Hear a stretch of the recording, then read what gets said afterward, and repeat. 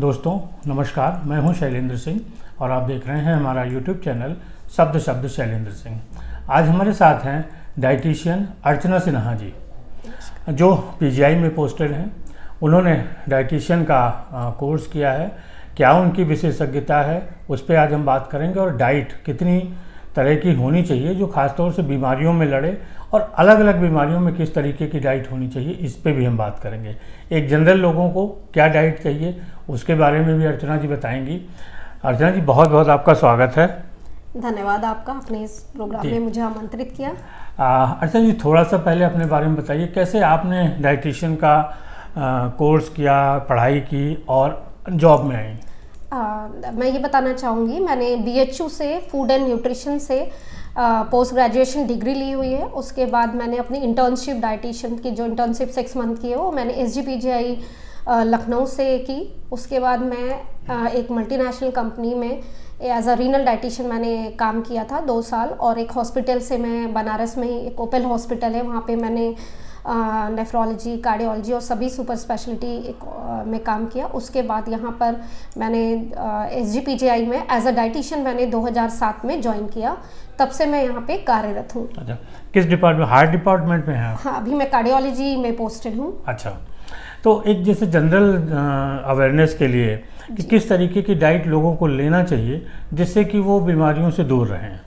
शैलेंद्र जी, मैं ये कहना चाहूँगा कि सभी लोगों को आजकल की जो भाग दौड़ भरी जिंदगी है, हमें अपने आप को सेहतमंद रखना, अपने स्वास्थ्य को बेहतर रखना सबसे ज़्यादा महत्वपूर्ण होता है।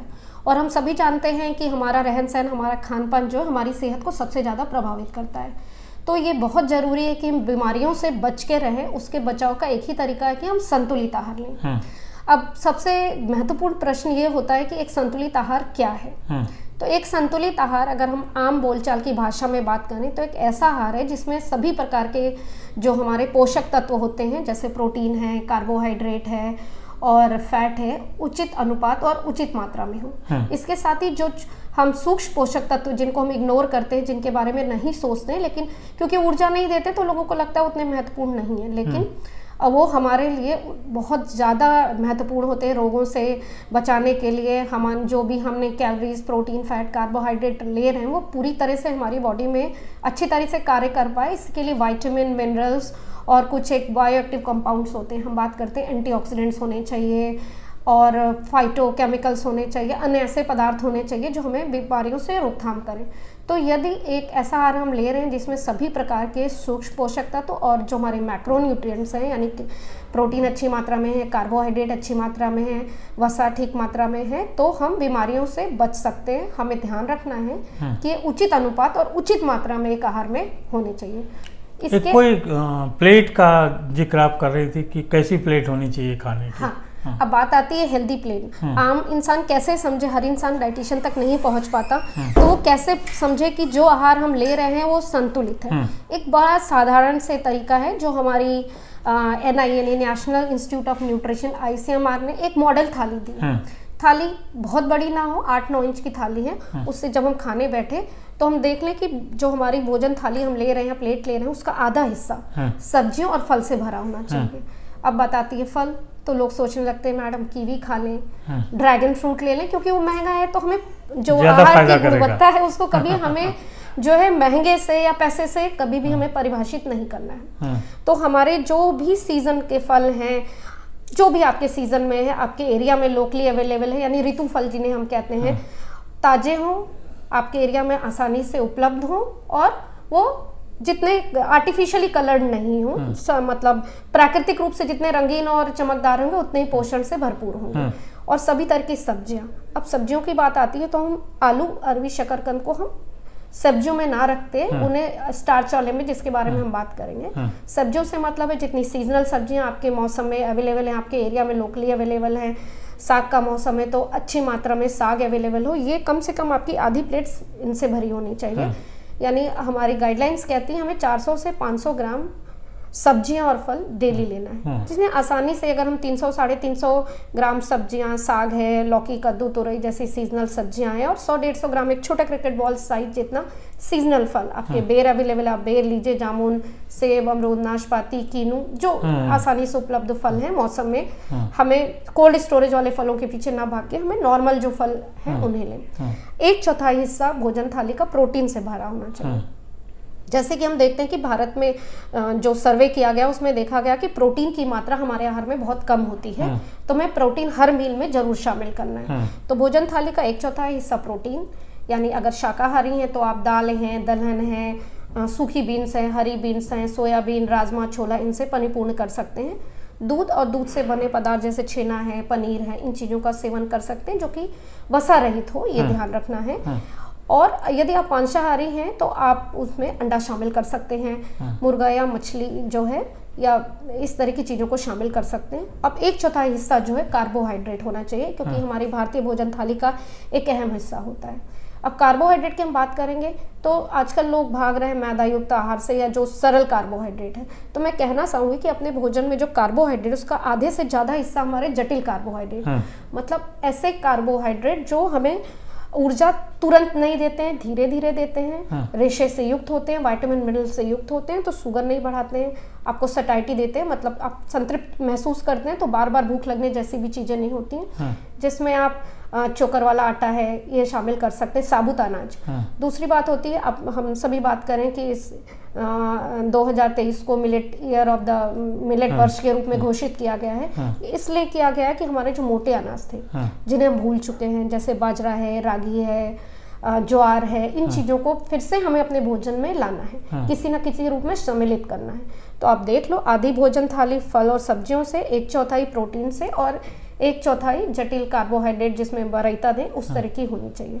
और इसे हर मील में कोशिश करें आप, सुबह का नाश्ता है, दोपहर का खाना है, रात का खाना है, इस तरह से आप अपने आहार हर बार देखें। आप खाना खाने बैठे, अच्छा प्रोटीन कहाँ है, मेरे सब रेशे कहाँ हैं, इस तरह से यदि आप शामिल करेंगे तो आपकी भोजन थाली संतुलित भी होगी और आप स्वस्थ भी रह सकते हैं। ये परफेक्ट डाइट है, परफेक्ट मॉडल प्लेट है, जिसे हम अपने हर मील में कोशिश करना चाहिए। हर भोजन थाली के हर चीज़ों में यदि हम शामिल करते हैं तो हम स्वस्थ रह सकते हैं। अब बात करते हैं जैसे तमाम बीमारियां हैं, तो हम बेसिकली 2 बीमारियों पे चर्चा करना चाहते हैं। एक तो जो डायबिटीज़ है और दूसरी हार्ट है, हालांकि दोनों एक दूसरे से रिलेटेड भी हैं। तो हार्ट की अगर बीमारी है तो डाइट प्लान क्या होना चाहिए?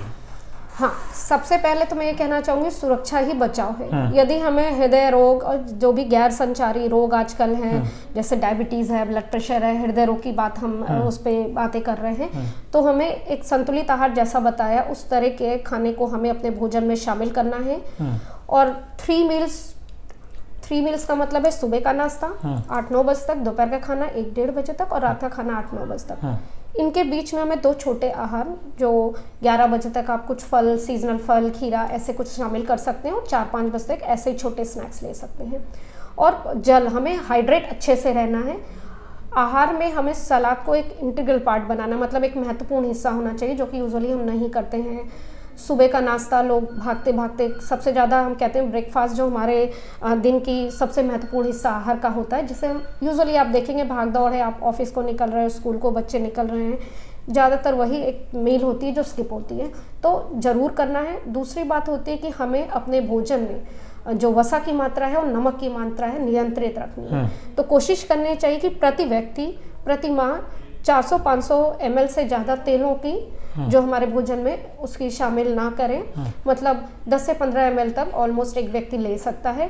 दूसरी वसा तेल दूसरी चीज़ होती है कि तेल हम बदल के इस्तेमाल करें। सबसे इम्पॉर्टेंट है कि हमें रोटेशन बेसिस पे लेना है। उससे क्या होता है कि जो हमें एसेंशियल फैटी एसिड्स की हम बात करते हैं, जो कि हमारे शरीर उनको नहीं बनाता है, एसेंशियल मीन्स कि हमें बाहर से लेना है, तो इन्हीं के द्वारा हम लेते हैं। तो हर तेल की जो गुणवत्ता होती है, एसेंशियल फैटी एसिड कॉम्पोजिशन है, उसमें मौजूद जो फैटी एसिड्स हैं अलग अलग तरह के होते हैं।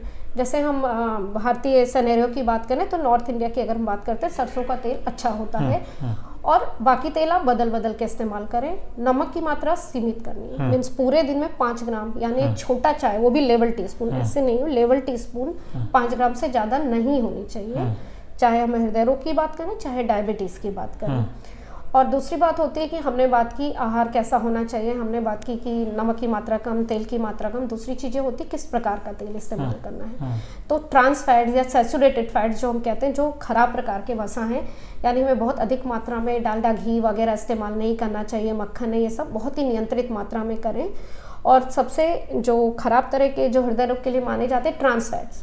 ट्रांस फैट आम भाषा में हम बात करें तो यदि हम तेल, बचे हुए तेल को बार बार गर्म करते हैं, इस्तेमाल करते हैं, जैसे आप देखेंगे कि चाट पकौड़ियों की दुकान पे समोसा ज़्यादा तेल उन्होंने बनाया, बचा तेल रखा, बार बार उसे करते हैं। तो जब तेल को हम बड़े उच्च तापमान पे या बार बार गर्म करते हैं तो उसमें ट्रांस फैट बन जाते हैं, जो कि हृदय के लिए बहुत खतरनाक होते हैं। फिर जितने तरह के प्रोसेस्ड स्नैक्स हैं, इन चीज़ों से हमें, उनके सेवन से हमें बचना होता है।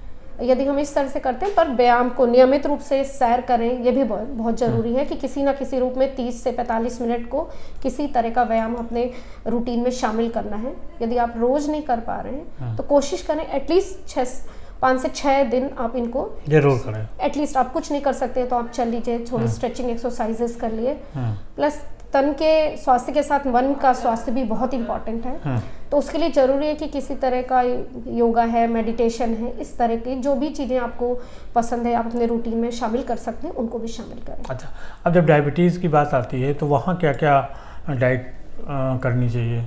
हाँ, एक डायबिटीज़ की डाइट एक संतुलित आहार के साथ साथ, जो हमने संतुलित आहार की बात की, उस तरह के होने चाहिए। हमें जटिल कार्बोहाइड्रेट को अपना हिस्सा बनाना है। सलाद, रेशे अच्छी मात्रा में होना चाहिए। रेशे में कहाँ से मिलेंगे? हम नियमित रूप से सलाद खाएं, खीरा, ककड़ी, टमाटर, प्याज, जो भी हमारे रूटीन में अवेलेबल है वो लें।